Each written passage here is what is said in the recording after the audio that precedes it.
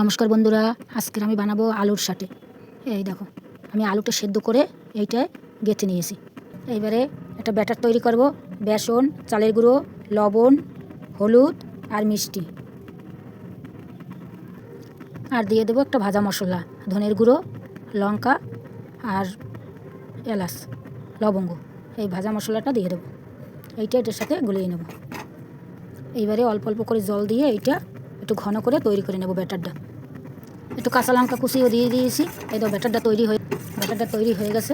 এটা ভালো করে ব্যাটারটা তৈরি করতে হবে, তাহলে খেতে ভালো লাগবে।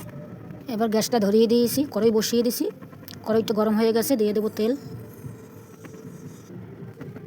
একটু ময়দা মিশিয়ে নিয়েছি, তারপর বেসনে আবার মিশিয়ে নিয়েছি। এই দেখো কত সুন্দর হয়েছে। প্রথম একটু গুঁড়ো ময়দায় ভিজাতে হবে, তারপরে এই ব্যাটারটা ভিজাতে হবে। এই দেখো, গুঁড়ো ময়দা নিয়েছি, ময়দা আগে মাখিয়ে তারপরে ব্যাটারটায় ভিজিয়ে নিয়েছি। সাটেগুলো কত সুন্দর হচ্ছে, দেখো কত সুন্দর আলুর সাটেগুলো হচ্ছে, খেতে অসাধারণ লাগবে। এই দেখো এটাও হয়ে গেছে, এবার নামিয়ে দেবো।